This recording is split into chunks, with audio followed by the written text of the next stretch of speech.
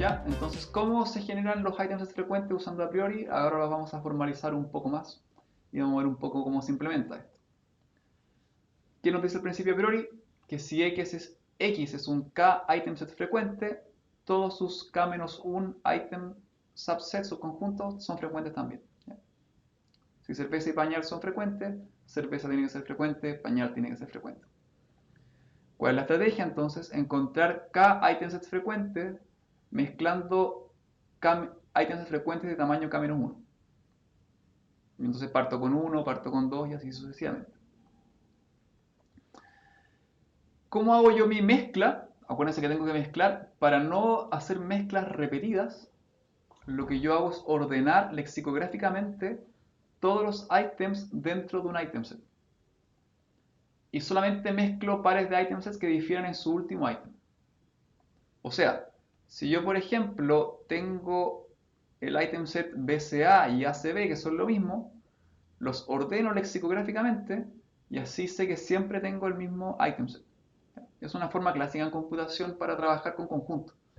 Si quiero meter un hash a un conjunto, tratar un conjunto como un string, para que todas las distintas permutaciones sean el mismo elemento, los ordeno lexicográficamente, o sea, por orden alfabético. Entonces mi idea es que si yo quiero encontrar candidatos de K items frecuentes, solo mezclamos los K-1 item sets que tengan los mismos K-2 primeros items. ¿Ya? Esto se ve muy enredado, pero la idea es, si yo quiero encontrar mis items frecuentes de tamaño 4, tengo que mezclar dos item sets frecuentes de tamaño 3. Y solamente, como están estos ordenados lexicográficamente, solamente voy a mezclar los cuales tengan los mismos dos primeros elementos. ¿Ya? Veámoslo ahora con un ejemplo para que se entienda mejor. Este es mi ejemplo. Supongamos que yo estoy corriendo mi algoritmo a priori y ya voy en mis items de tamaño 3. O sea que ya pasé por mis items de tamaño 1, mis items de tamaño 2. Y estos son todos mis item sets frecuentes de tamaño 3. O sea que satisfacen min sub.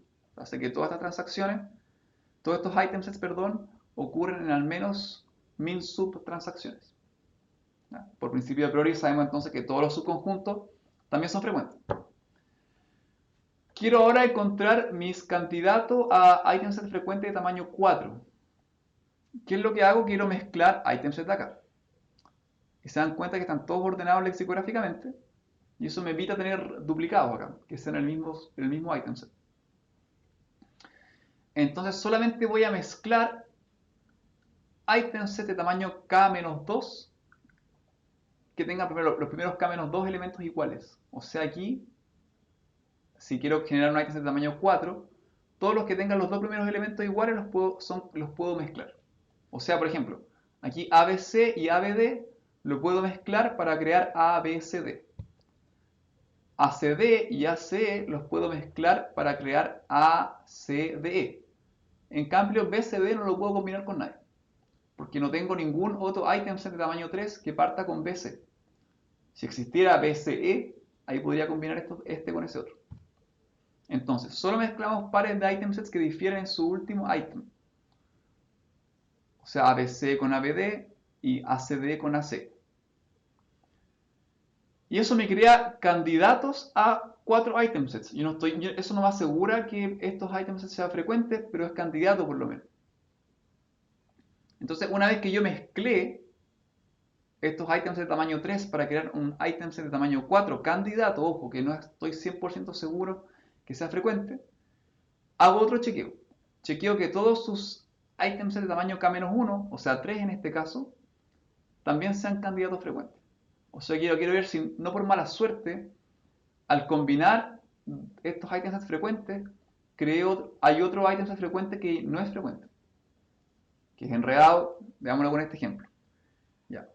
Cuando yo mezclé estos items frecuentes, me salieron estos dos candidatos, ABCD y ACDE, ¿no es cierto? ABCD salió de mezclar este con este y ACDE salió de mezclar este con este.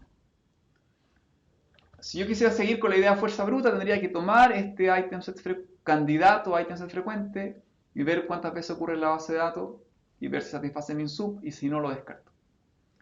Pero porque eso es caro, puedo hacer un chequeo a un filtro anterior a pasar al conteo.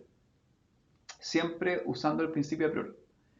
¿Y qué es? Chequeo todos sus subconjuntos de tamaño 3 y veo si hay alguno que sea infrecuente. ¿Qué significa que no sea infrecuente? Que no esté en esta lista de acá. Entonces voy a ABCD, veo todos sus subconjuntos de tamaño 3. ABC está aquí. BCD está aquí. ACD también está aquí. Entonces, este es un candidato válido porque todos sus subconjuntos son frecuentes. ACD, BCD y ABC también. Pero aquí, por ejemplo, vemos ACDE, vemos todos sus subconjuntos de tamaño 3. ACD, por ejemplo, está. ADE no está. CDE tampoco está. Entonces nos damos cuenta que no tengo que escanear la base de datos porque ya vi que tenía subconjuntos de tamaño 3 que no eran frecuentes. Y al darme cuenta de eso lo puedo filtrar antes de ir a escanear la base de datos. Una vez que yo filtro cuáles son los candidatos a 4 item sets, en este caso solamente este, ahí escaneo mi base de datos y veo todos y veo que este candidato ocurra al menos 1000 subveces. Y con eso entonces ya puedo decir este sí es un item set de tamaño 4 frecuente. O sea, cada item set acá de tamaño 4 puede ser infrecuente incluso si todos sus subconjuntos son frecuentes. O sea, puede que todos sus subconjuntos sean frecuentes, pero igual no alcanza a ocurrir 1000 subveces. ¿Ya? Y esta es una condición necesaria, pero no suficiente. Pero nos ayuda, porque nos ayuda a filtrar más, a filtrar, y acuérdense que nuestra idea siempre es reducir el espacio de búsqueda. Entonces esto es lo que pasa, pues yo acá tengo entonces mis items frecuentes de tamaño 2, y para encontrar mi item set candidato a item set frecuente de tamaño 3, junto todos los que sus K menos, en que sus primeros elementos son iguales. Entonces acá tengo que bread, diapers, ¿cuáles empiezan con bread? Solamente tengo dos que empiezan con bread diapers y bread milk, y ahí tengo un candidato tamaño 3. Eso solamente, ahora veo que todos sus subconjuntos también estén aquí, o sea que bread diapers está aquí y que diapers con milk también está aquí. Son frecuentes porque están acá. Y después recién ahí empiezo a escanear mi base de datos y me descarto de los que no cumplen con el requisito. Resumamos entonces qué hace el algoritmo a priori para encontrar los item sets frecuentes. O sea, todos los item sets que satisfacen mi criterio de tener un soporte mayor que min sub. Primero escaneo mi base de datos transaccional y encuentro todos los item sets de tamaño 1 que sean frecuentes. O sea, que satisfagan min sub. Es el paso 1. Después itero, evaluando, incrementando mi número de K, en donde yo voy mezclando. Entonces encuentro candidatos a K item sets frecuentes combinando pares de K-1 item sets frecuentes. ¿Cómo lo hago? Que solo difieran en su último elemento. Para eso tienen que, acuérdense que todos mis item sets estén ordenados lexicográficamente. Una vez que yo mezclé, que es básicamente lo que yo en mi ejemplo hice aquí, mezclar. Puedo. Chequeo que los sub-items del candidato sean frecuentes también. Y si encuentro algún sub-item set no frecuente, descarto el candidato por principio a priori. Lo descarto.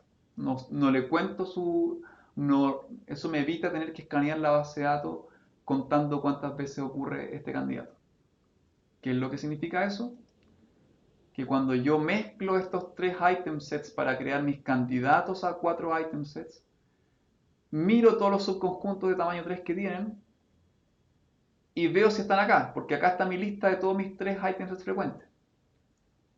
Si pillo acá algún item set tamaño 3 que no está aquí, o sea que no fue frecuente, descarto este candidato porque por principio a priori si tiene un subconjunto, un sub-item set que no es frecuente, este no tiene por dónde ser frecuente. ¿Ya? Y esa es la idea de pod. Y una vez que yo podé y que tengo un candidato, ahí pues escaneo la base de datos y cuento el soporte, o sea, cuántas veces ocurre este item set. Y si cumple con el criterio, significa que es un item set frecuente y puedo seguir ahora a un tamaño de item set de tamaño más grande con este item set de tamaño menor ya incluido en mi lista. Para hacer el conteo eficiente computacionalmente uso una estructura de hashing, uso una tabla hashing que le puedo implementar con un árbol de hashing, pero lo más importante es que hago hashing para hacer el conteo de manera eficiente. O sea, yo tengo una tabla que tengo básicamente en mis llaves el item set y como valor tengo el conteo. Y cada vez entonces que yo escaneo mi base de datos y encuentro una transacción nueva que tenga ese item set, incremento el conteo. Eso me permite que sea eficientemente como yo voy incrementando el conteo de cuántas veces ha ocurrido cada item set de mis transacciones y eso me ayuda a encontrar eficientemente mis item set frecuentes. ¿Ya? Acá tengo un dibujo de cómo se usa, lo pueden ver como detalle en el libro, cómo se puede usar un hash tree, un árbol hash para hacer el conteo eficiente. Pero a mí me importa que entiendan que uso una estructura de datos. Con eso es suficiente. Eficiente como una tabla hash. Y acá está el pseudocódigo del algoritmo, que es básicamente lo mismo que les acabo de decir. O sea, parto encontrando los candidatos de tamaño 1, con los candidatos de tamaño 1 básicamente filtro los que no cumplen mi criterio de min sub. Después creo candidato de tamaño 2 mezclando los encontrados anteriormente y con eso básicamente voy incrementando los conteos y voy descartando hasta que encuentro todos los item sets que satisfacen mi criterio de min sub. Que siento que se explica mucho más claramente en estos pasos de acá. Entonces básicamente es escanear mi base de datos, encontrar mi item set de tamaño 1, mezclo item sets frecuentes para crear item sets frecuentes más grandes y siempre voy chequeando después de mezclar los sub item sets que tengan y ver si hay alguno que sea infrecuente. Y si tiene al menos un item set infrecuente, un sub item set infrecuente, ya no es un candidato para ser frecuente y me ahorro entonces tener que escanear la base de datos. Si pasa todos estos criterios, escaneo mi base de datos y usando un árbol hash puedo contar cuántas veces ocurre y si ocurre más de min sub veces pasa a ser un candidato. Y eso es la primera parte del algoritmo priori, es que cómo yo encuentro los item sets frecuentes. Lo que vamos a ver después es cómo yo, una vez que encontré estos item sets frecuentes, cómo yo genero todas las reglas que satisfacen mi regla de confianza mínima. O sea, que tiene una confianza mayor que min conf.